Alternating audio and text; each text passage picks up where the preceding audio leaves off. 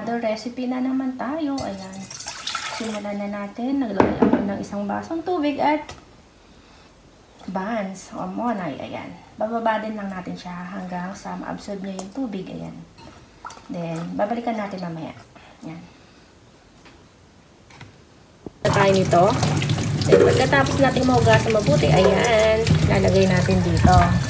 Then, ilalaga natin siya. Ayan. Then, so, pagkalaga natin ng eggplant, ayan, tusok-tusukin muna natin siya, guys. Ayan. Para madaling niyang ma-absorb yung tubig at para madaling lumambot tong eggplant. So, ayan. Then, sasalang na natin. At hindi rin mawawala, guys, ang isang buong patatas. Ayan. Balatan muna natin siya. Ayan. After natin siyang mabalatan, mamaya ay ating gagadgarin. Ayan. Shoutout nga pala sa mga marunong magbalat ng ganito. Ayan. Sabi nila, pag ganito ang pagbalat mo, para daw papasok din yung grasyang darating sa iyo. Yun ay kasabihan. Kumbaga, nasa sa atin lang naman kung paano tayo humiwa. Ayan. Kung ano yung kaya ninyo, dun kung saan kayo madali, yun na lang gawin nyo. Ayan. Pero kung naniniwala kayo sa mga paniniwala, why not? Pwede naman natin gayahin. Ayan. Ang ano lang naman sa paghihiwa natin ito, kailangan dito din, naka-first, dito rin sa hinlalaki. So, ayan na nga, guys. Hugasan ko muna. Isang buong patatas, lalagyan na natin. Ayan. Dati yung gadgaran ko, hindi ko alam pala, meron pala akong malaking gadgaran. So, ayan. Napakabilis gawin. Ayan. So, napakabilis na yun, guys. Hindi sa dating gadgaran na ginamit ko. Pang cheese lang talaga yun. Ito pang, ano, pwede rin siyang pang cheese. Kahit saan pwede. Ayan. Panggadgad ng kasaba. Ayan. Dali ito dito. Ayan. So, ayan na nga, guys. So, ayan. Yung ano, ginadgad. Ayan, hugasan natin. Kaya ako siya nilagyan din ng tubig para hindi siya mangitim. Then, para maalis din yung pinakapait niya. Ayan. Medyo may pait kasi ng konti itong patatas. So, ayan na nga, guys. Ang ganda ng pagkakagadgad niya. Oh. Parang pang-atsara na talaga siya. Ayan. Yung tinapay na aking binabad, ang sabi ni Maring Rhea, pinamagang tinapay. Ayan. Pipigay lang natin siya ng konti. Alisin lang natin yung na-absorb niyang tubig.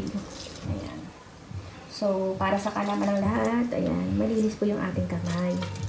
Dahil ito ay pansarili lang rin namin kakainin. So, ayan. Nalagay natin dito. Ayan. Paghiwa-hiwalayin. Yan. Ayan yung ano ng tinapay. Kaya sa may mga tirang tinapay, ayan. Para hindi masayang ang tinapay ninyo, ganito yung gawin ninyo. Pwede nyo isama sa mga kung anong gusto nyong naiibigan. Ayan. Na ang tinapay ay pwedeng ihalo sa inyong mga lulutuing pagkain. So, ayan na nga, guys. Yung tips sa mga natitirang mga balat ng mga prutas, mga vegetables. So ayan. Ganito yung ginagawa ko, guys. Ayan Yan. Ilalagay ko yan sa plants, pampataba. Ayan. Papakita ko sa inyo doon paglagay sa labas. Nandito na tayo ngayon sa aking plants na oregano. Ayan. I love oregano talaga. Ayan. Kaya nilalagyan ko yan ng mga Tapos pag ayan, medyo na na siya. Dadagdagan natin siya ng lupa. Ayan, nakita nyo, may saging. May balat ng itlog. Ayan. So, ayan na muna. Ayan, ganyan. So, ayan na nga, guys, yung aking mga oregano. Ayan, pasulyap lang, ha. Okay na. Ayan. Hindi ko na inalis yung buto. Medyo mura naman yung ano, itong dito, itong ceiling cream. Ayan guys. Pino lang natin siya ng ano. Ayan.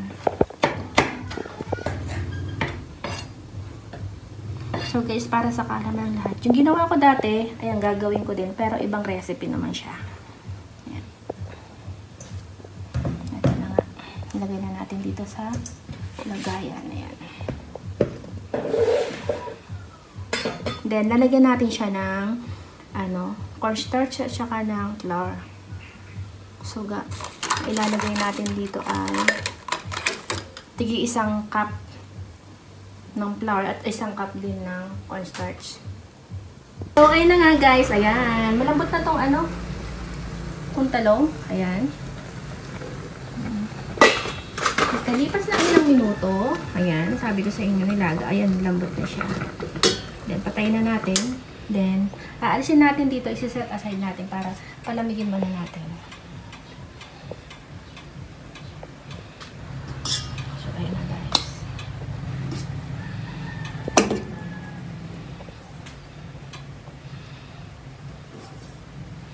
Ito naman yung pinamagang talong. Kanina, pinamagang tinapay. Ngayon, pinamagang talong. Pinalambot na tinapay, pinalambot na talong. Ayan guys, lagay na tayo ng 1 cups ng flour. Then next, lalagyan na rin natin siya ng 1 cups na cornstarch. Kukunbay natin siya. So, ayan guys, kuha na ako ng spatula. Yan, ganyan lang naman siya. Paghahaluin lang siya. Ayan. Lalagyan na pala natin siya ng mamaya na natin lagyan ng sibuyas. Halo lang muna natin. Saan ako ng disposable glove. Ayan. Iwan. Ganyan lang siya.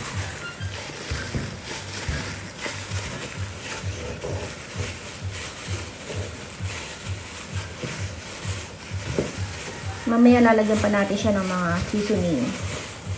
Halo muna natin siya. Gawa natin na ating pinaghalo. Then, lalagyan natin siya ngayon ng sibuyas. Nasa sa inyo kung gaano karami yung sibuyas ng ano, lalagay ninyo. Ayan. Ganito lang yung ginawa ko sa sibuyas ng paghiwa. Ayan.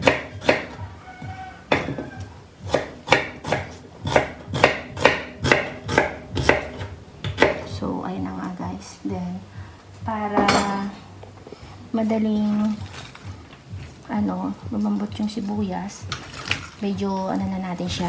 Ito, lamas natin siya ng konti. Mikos-mikos na yan. Ganon. Then, para malambot siya, ayan. Tsaka yung pinakakatas niya, tatalab ka agad dun sa ating ginawa. So, ayun na nga guys.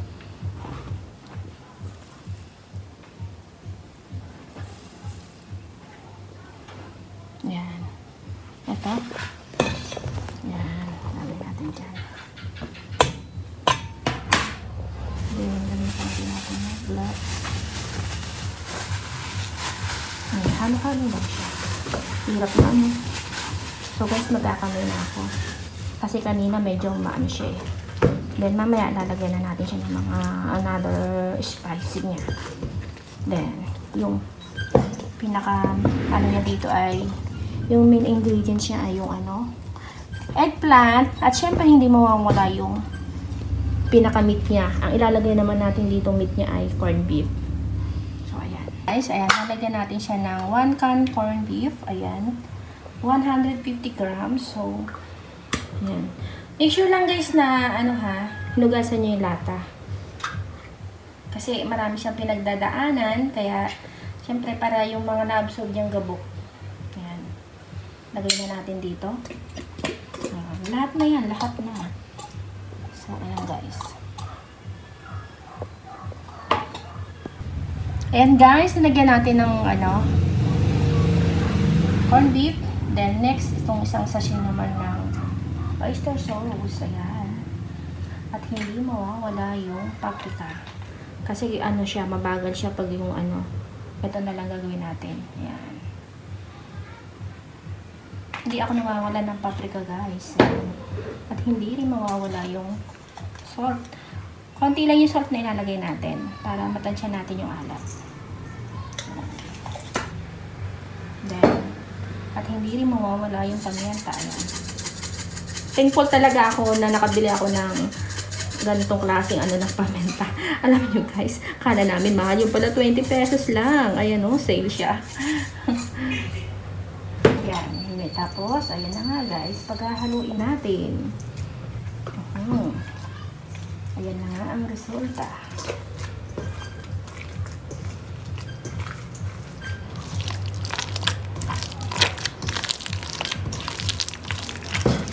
Nabalta ko na siya. Ayan. Parang marami siya.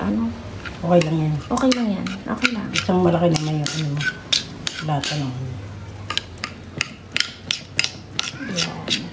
So, ayun na nga guys. Then, lagyan na natin dito. Halu-haluin ulit natin.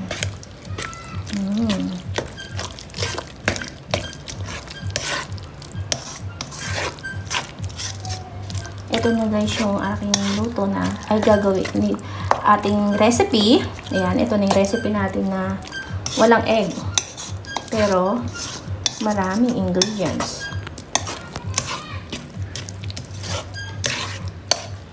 Muna natin guys kung maganda yung niya timpla.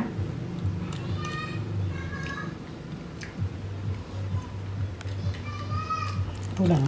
May kulang. Okay lang, sakto lang yung niya. So ayan guys. Itatabi muna natin. Maraming oil tayong magagamit nito. So ayan, meron na naman tayong itatabing oil. So ayan guys, pwede na yan. So, ayan. Para mabilis.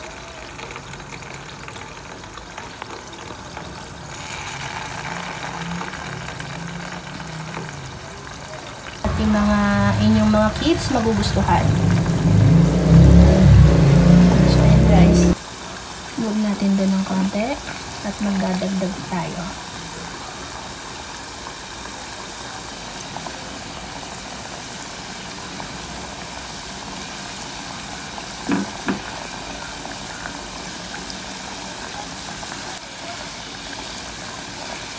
Ayan, baliktad natin guys. Ibis lang talaga.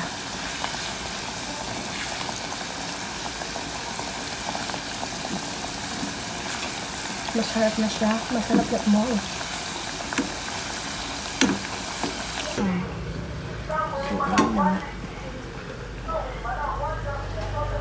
Parang chicken style. Ayan. Salang ulit tayo ng panig. Ayan.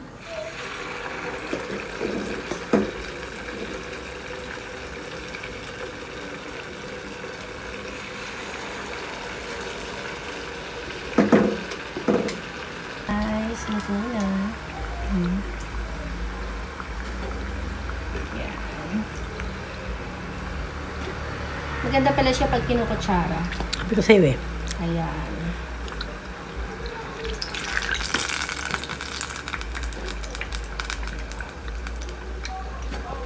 So, ayan. Saka alaman ng lahat yan, medyo maano yung mantika gawa ng meron siyang halong eggplant.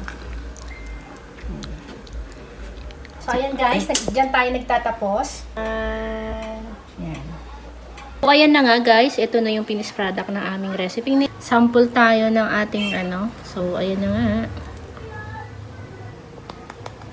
Yan. Tunog-tunog siya, crunchy. So, ayan na nga. Ayan. So, tikiman time.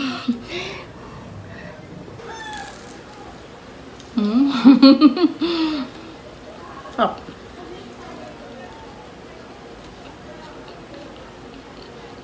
Ayan na, kita.